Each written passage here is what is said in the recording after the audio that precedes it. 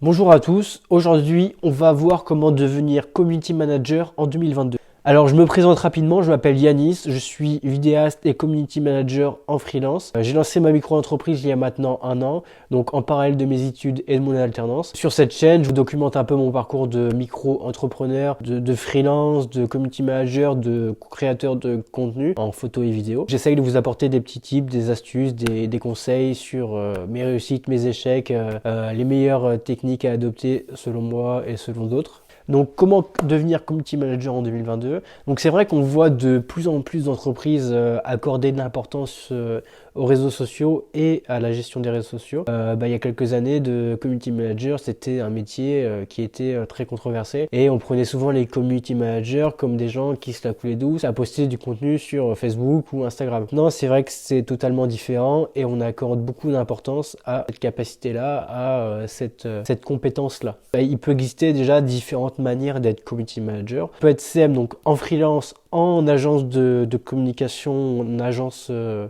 community manager. On peut être CM aussi dans une entreprise, n'importe laquelle, ou dans une association, un club de sport. Ça peut être un peu pour différents types de projets. Mais ce dont on va parler en fait dans cette vidéo, c'est valable pour tout le monde, pour les freelances, pour aussi les salariés. La vidéo va structurer en 3 parties. Dans un premier temps, c'est quoi un community manager? La voie traditionnelle par les écoles et enfin la voie un peu d'autodidacte. D'ailleurs, je rappelle qu'aux 100 premiers abonnés, j'offre un pack de presets pour retoucher aux photos comme un professionnel. N'hésitez pas à vous abonner et dès qu'on atteint 100 abonnés, je vous fais une vidéo où je vous explique comment on l'utilise et je vous mets un lien de téléchargement dans la vidéo ou dans la description plutôt, ça sera mieux. Donc c'est quoi un community manager ou un CM tout simplement? Donc la définition de Google en fait qu'on va voir, je vous la mets juste ici d'ailleurs, le ou la community manager est chargé de créer et de fédérer une communauté autour d'un même centre d'intérêt. En fait, sa mission consiste à gérer la présence d'une organisation en ligne, donc une marque, une association, un produit, un jeu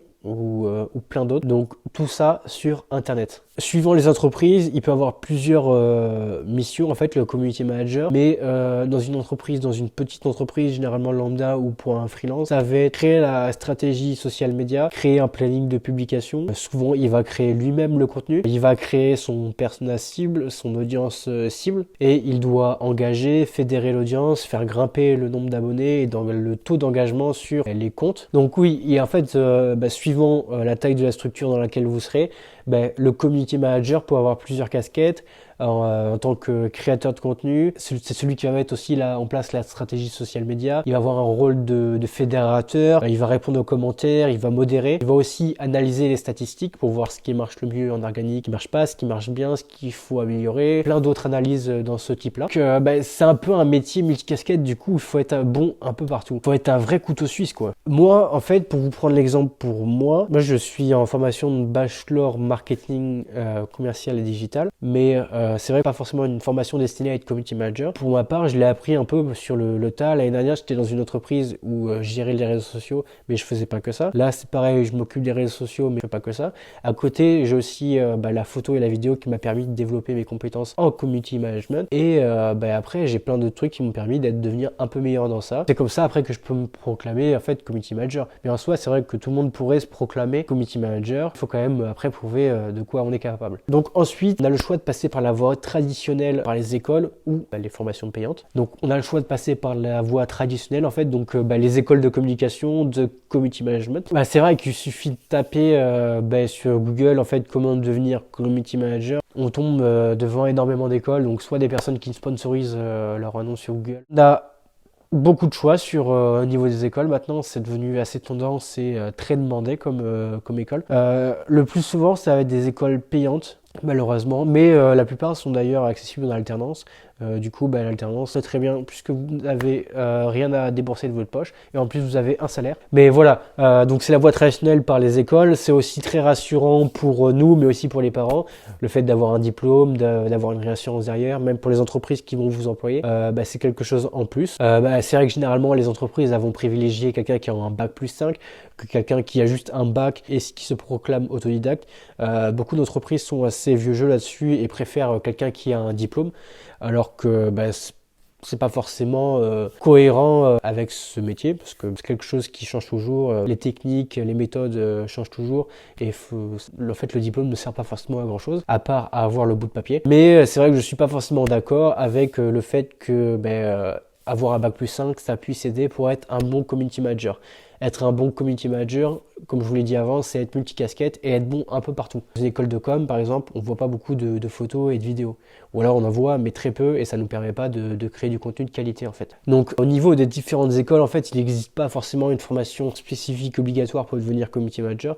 Généralement, c'est toutes les écoles de communication, de marketing qui tournent autour des réseaux sociaux et la création de contenu. Je ne vais pas vous conseiller une école en particulier ou quelque chose comme ça, parce que il y a pas d'école, il n'y a pas de meilleure école. Je vous conseille de regarder quand même les écoles plutôt autour de chez vous. Ça ne sert à rien forcément d'aller trop loin pour une école de communication. Généralement, il y en a dans toutes les grandes villes et les moyennes villes. Je pense que le moyen le plus honnête pour se faire un avis sur les écoles, généralement, c'est d'aller voir sur LinkedIn les anciens élèves, leur envoyer un petit message, leur demander comment ça s'est passé, les cours, les intervenants, surtout les intervenants, c'est très important. Et puis aussi aller voir les autres forums, blogs. Mais moi, ce que je conseille surtout, c'est de faire votre formation de l'alternance, parce que c'est en alternance que vous allez apprendre le plus sur le terrain. Attention, il faut tomber sur une bonne entreprise, mais l'alternance reste pour moi la meilleure solution. Déjà, vous avez un salaire, vous n'avez pas besoin de payer le diplôme, votre école. Et surtout, vous allez en apprendre beaucoup plus sur le terrain, du coup, en alternance. Même les stages aussi, ça peut marcher. Et enfin, on va parler du parcours d'autodidacte. Franchement, c'est celui que je préfère parce que le métier de community manager, en fait, c'est quelque chose qui bouge tout le temps, en fait. Les techniques, les méthodes du community management, elles changent tout le temps puisque les réseaux sociaux évoluent, la mentalité change, les tendances évoluent, les technologies aussi changent, l'algorithme change. Enfin bref, il y a plein de trucs qui évoluent qui font qu'en fait une formation ça peut devenir obsolète au bout d'un an. Et comme je vous l'ai dit avant, être un bon community manager, c'est être multicasquette, être un vrai couteau suisse, donc être bon en copywriting, en analyse de données, création de contenu, en stratégie, marketing, être bon sur le côté créatif du coup sur la suite Adobe, sur Canva, sur plein de trucs comme ça. Ça m'étonnerait qu'il y ait beaucoup d'écoles qui vous forment sur autant de trucs comme ça. Même si c'est possible qu'il en existe, je dis pas forcément le contraire, je connais pas forcément toutes les formations. Donc la meilleure solution pour se former et être un très bon community manager, c'est de se former par soi-même. On n'est jamais mieux servi par soi-même. Aussi, ce qui est important, c'est de faire de la formation continue, faire de la veille continue, de rester toujours dans l'ère des tendances, des nouvelles technologies, tout ça. Mais c'est vrai qu'en fait, passer par le parcours autodidacte, c'est très bien, mais ça demandera aussi beaucoup de discipline et c'est pas forcément fait pour tout le monde, puisqu'en fait, il faudra se décider à aller apprendre par soi-même, aller chercher des informations un peu partout, des gratuites ou des payantes. Du coup, pour conclure, en fait, qu'on passe par le côté, par la voie traditionnelle ou par la voie un peu plus autodidacte, dans tous les cas, il faut être dans la formation continue, dans l'apprentissage, avoir une vraie volonté d'apprentissage, toujours rester au courant des dernières tendances, nouvelles technologies, tout ça. Peu importe par le chemin que vous empruntez, gardez en tête qu'un bon community manager, c'est être bon partout et être au courant des toutes dernières nouveautés à chaque fois. Et surtout, n'oubliez pas d'être créatif dans ce métier. La créativité, c'est quelque chose d'important. N'allez pas pomper le contenu des autres marques, des autres créateurs. Essayez de vous inspirer de ce qui se fait un peu partout, mais de l'apporter à votre sauce, à votre entreprise, votre marque, et ça en sera que bénéfique pour vous. Voilà, c'est à peu près tout pour cette vidéo. Du coup, si vous avez des conseils, des remarques, si vous n'êtes pas d'accord avec ce que j'ai dit, n'hésitez pas à laisser un petit commentaire sous la vidéo, tout dans la bienveillance bien sûr. C'était une vidéo qui avait pour but de ramener du trafic, c'est un titre un peu généraliste, donc j'espère que ça va me ramener un peu de trafic, on verra bien. Je rappelle qu'aux 100 premiers abonnés, j'offre un pack de presets Lightroom pour toucher aux photos comme un professionnel. N'hésitez pas à vous abonner, à mettre la cloche. Je vous remercie d'être resté jusqu'ici. Les liens de mes réseaux sociaux sont sous la vidéo dans la description si vous voulez me suivre sur Instagram et LinkedIn. Voilà, merci beaucoup. Je vais essayer de poster 2 à 3 fois par semaine. Donc voilà, merci d'avoir regardé jusqu'ici. À bientôt.